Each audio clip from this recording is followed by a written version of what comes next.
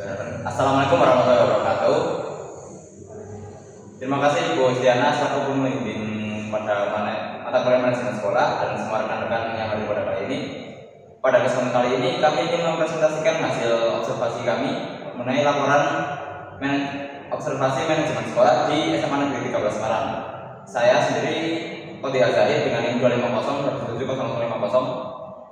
Saya Abisena Yuda dengan NIM 2502070065. Saya Bagus Sukmawan dengan NIM 250 207 Saya Abdul Syed Tausi dengan NIM akhir 0057. Saya Patrick Ferdinand Suara dengan NIM akhir 0086. Saya Muhammad Oben Subadi dengan NIM akhir 051. Ya, untuk mempersingkat waktu, langsung saja kita masuk ke bab 1 yakni pendahuluan. Ya, kali ini kita akan masuk ke bab 1 yaitu pendahuluan. Yang pertama itu adalah latar belakang. Latar belakangnya itu kita mengambil SMA Negeri 13 Semarang. SMA Negeri 13 Semarang adalah salah satu sekolah menengah atas negeri di Provinsi Jawa Tengah dengan akreditasi A. Sekolah ini memiliki visi untuk menguasai iptek berbasis imtak, berwawasan lingkungan, serta aktif dalam program nasional seperti sekolah penggerak. Berbagai fasilitas pendukung tersedia antara lain laboratorium IPA, laboratorium komputer, perpustakaan, ruang serbaguna, dan akses wifi. Kegiatan ekstrakurikuler juga beragam seperti misalnya paskibra, pramuka, band, dan lain-lain. Melalui observasi lapangan, kita dapat melihat langsung pelaksanaan pembelajaran, penggunaan sarana, dan keterlibatan siswa di sekolah. Informasi ini penting untuk mengevaluasi keberhasilan program sekolah dan menentukan perbaikan yang dibutuhkan di SMA Negeri 13 Semarang. Untuk perumusan masalahnya sendiri dibagi dalam beberapa poin. Saya akan membacakan poin-poinnya. Poin pertama adalah bagaimana interaksi antara guru dan siswa selama proses pembelajaran di kelas SMA Negeri 13 Semarang. Yang kedua, bagaimana kondisi dan pemanfaatan fasilitas pendukung pembelajaran seperti contohnya laboratorium, perpustakaan, ICT yang ada di sekolah ini. Yang ketiga, bagaimana tingkat disiplin siswa dalam menjalankan aturan sekolah selama proses belajar mengajar. Yang keempat, bagaimana pelaksanaan praktik dan program berwawasan lingkungan di lingkungan sekolah. Terus untuk tujuan observasinya juga dibagi menjadi 4 poin. Yang pertama, mendeskripsikan proses belajar mengajar dan interaksi guru siswa di SMA Negeri 13 Semarang. Yang kedua, mengetahui kondisi dan penggunaan fasilitas pembelajaran sekolah. Yang ketiga, mengetahui tingkat kedisiplinan dan ketaatan siswa terhadap tata tertib sekolah. Keempat, mengetahui pelaksanaan praktek berwawasan lingkungan di sekolah. Kemudian kita akan masuk ke manfaat observasi. Manfaatnya bagi mahasiswa adalah untuk menambah wawasan praktis tentang dinamika sekolah serta memperoleh dokumentasi untuk mengembangkan metode observasi. Untuk sekolah sendiri itu dapat memperoleh data dan gambaran nyata mengenai kebiasaan belajar siswa, kedisiplinan, metode pengajar guru, serta pelaksanaan program sekolah. Hasil observasi ini dapat digunakan sebagai bahan evaluasi untuk meningkatkan kualitas pembelajaran, pengelolaan sekolah, dan untuk pendidikan secara keseluruhan. Untuk pengembangan ilmu manajemen sendiri itu untuk meningkatkan kualitas serta standarisasi terhadap ilmu manajemen agar tetap relevan dengan perkembangan zaman. Selanjutnya, hasil observasi dan pembahasan. Poin pertama, gambaran umum sekolah. SMA Negeri 13 Semarang merupakan sekolah negeri terakreditasi A yang terletak di Jalan Lowo Semanding, Ponorogo, Kecamatan Mijen, Kota Semarang. Mengusung branding Semagalas Progresif, selangkah lebih maju. Sekolah ini menerapkan pendekatan holistik, berwawasan lingkungan, dan memfasilitasi kegiatan belajar mengajar secara modern. Selanjutnya, struktur organisasi sekolah.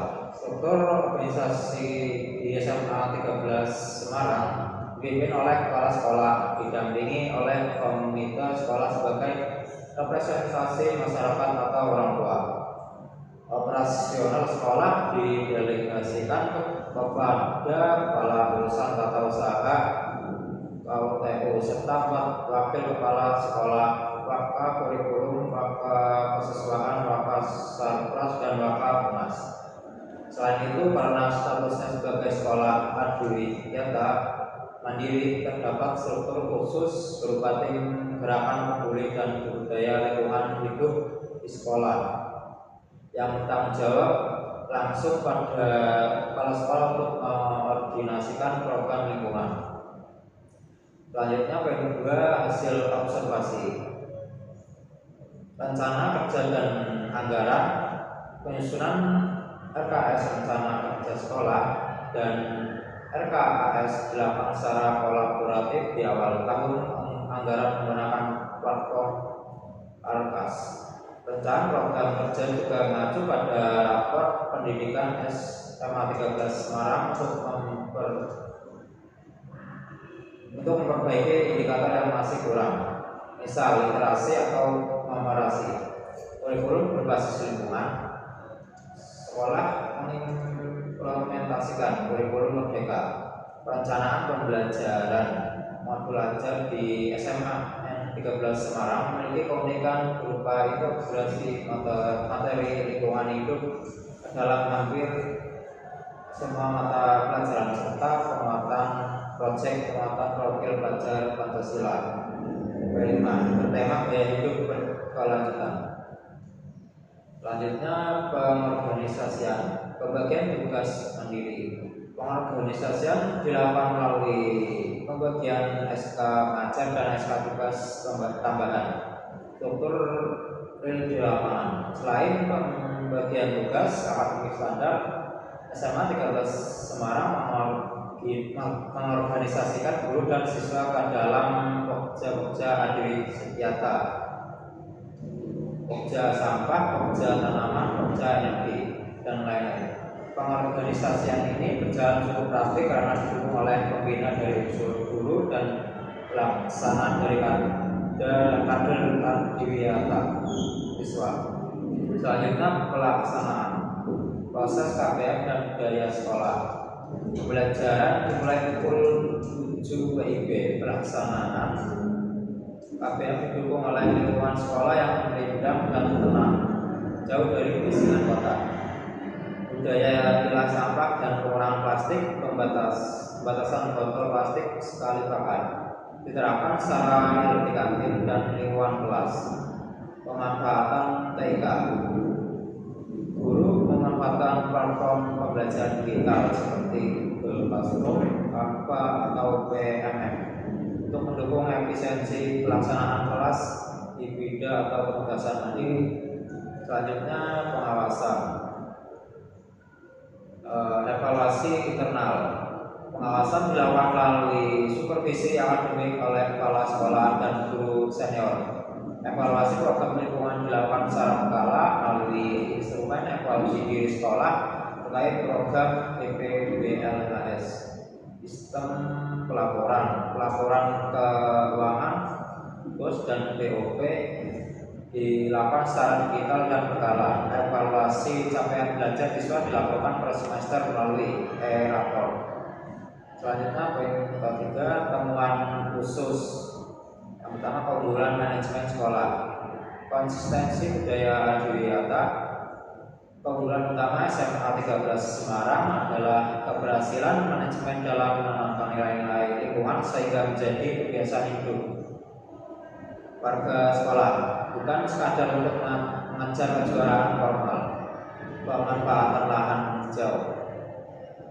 Manajemen sarana prasarana sangat optimal dalam mengelola lahan sekolah yang luas untuk area konservasi, hidroponik, dan pembuatan kompos. Yang kedua, kendala yang dihadapi, jarak geografis dan akses transportasi.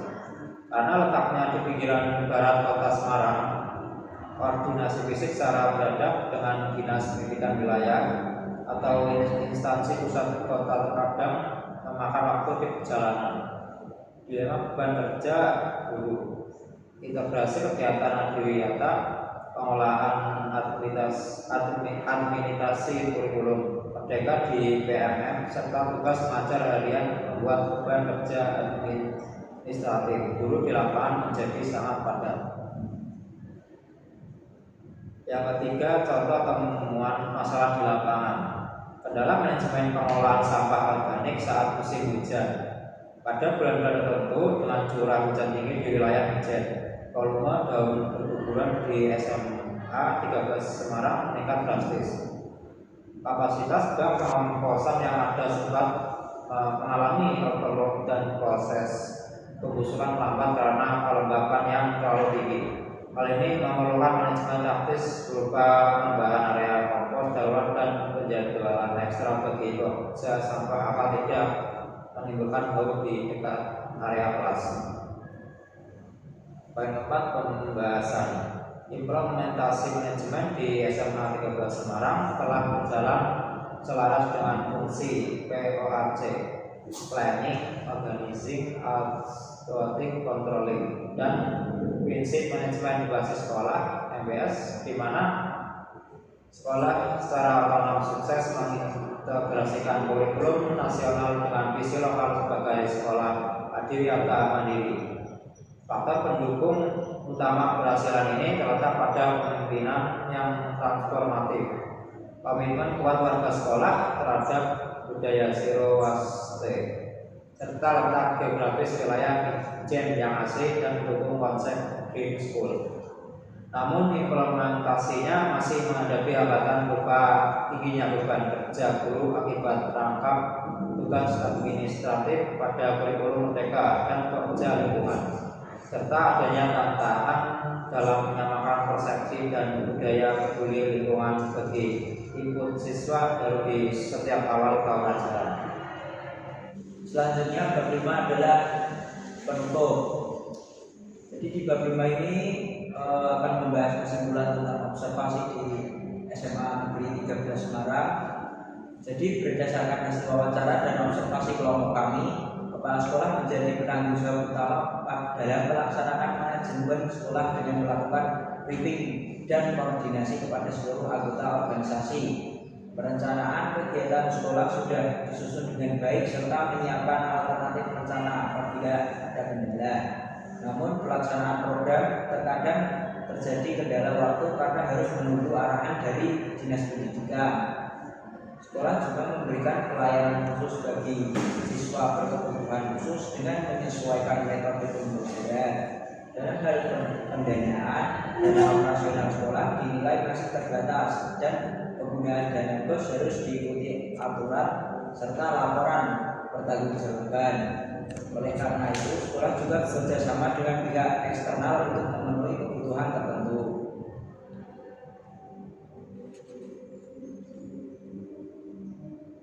Struktur organisasi sekolah telah tersusun jelas dengan pembagian tugas masing-masing seperti wakil kepala sekolah, guru BK, guru kelas, dan guru mata pelajaran. Terdapat program kesiswaan meliputi kegiatan OSIS, ekstrakurikuler, dan perlombaan. Setiap kegiatan dilaksanakan melalui koordinasi dan rapat terlebih dahulu serta disesuaikan dengan anggaran, kalender akademik, dan arahan dari dinas pendidikan. Oke, selanjutnya adalah saran terhadap pihak sekolah dari kami. Beberapa saran yang dapat diberikan kepada pihak sekolah berdasarkan hasil wawancara kelompok kami yaitu meningkatkan efektivitas, koordinasi, dan komunikasi antar bidang agar pelaksanaan program kerja lebih optimal. Dalam bidang pendanaan, sekolah disarankan mencari alternatif sumber dana lain yang tetap sesuai aturan, seperti bekerjasama dengan masyarakat, alumni, maupun program pendukung pendidikan.